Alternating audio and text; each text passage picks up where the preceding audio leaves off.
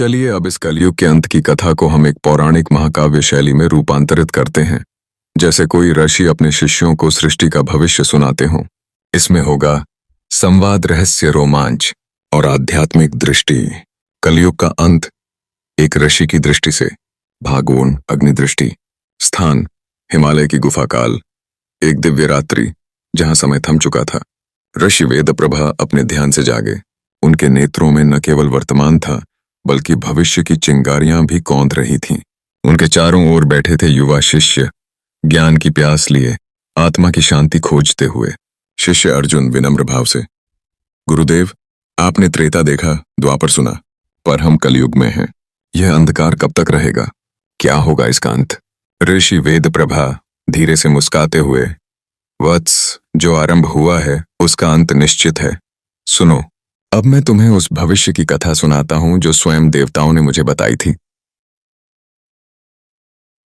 अध्याय 1, अधर्म का साम्राज्य। जब कलयुग अपने अंतिम चरण में पहुंचेगा तब मनुष्य की आयु 20 वर्ष से अधिक नहीं रहेगी। गौ माता की रक्षा करने वाले नहीं होंगे। लोग उन्हें काटने में गर्व समझेंगे। स्त्रियां सजावट की वस्तु बन जाएंगी और पवित्रता का अर्थ उपहास बन जाएगा। धन, रूप और स्वार्थी धर्म बन जाएंगे। तब सत्य रोएगा, धर्म गुफाओं में छिप जाएगा और पृथ्वी कराहेगी।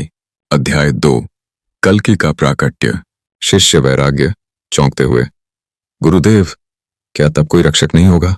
ऋषि आंखें बंद कर तेजस्वी स्वर में, होगा वत्स, होगा। उस समय शंभल ग्राम में जन्म लेगा एक दिव्य बालक, कल्कि, विष्णु का 10वां और अंतिम अवतार।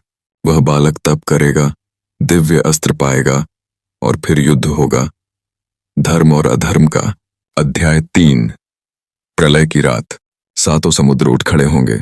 आकाश बिजली से चिल्लाएगा, धरती फटेगी, नगर डूबेंगे और कल्कि अपने अश्व पर सवार होकर धर्म संस्थापनार्थाय संभवामि युगे युगे का नाद करते हुए पापियों का अंत करेगा।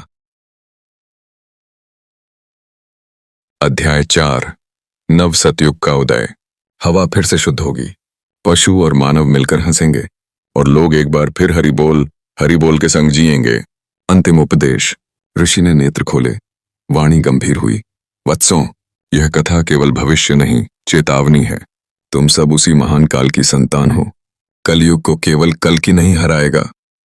हर वह व्यक्ति जो सत्य के लिए खड़ा होगा वही कल्कि की आत्मा है।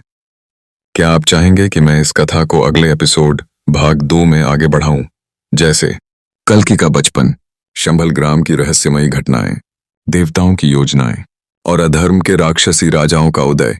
यदि हाँ तो लिखिए, अगला भाग बताइए, मैं आपको आगामी कड़ी तुरंत सुनाऊंगा।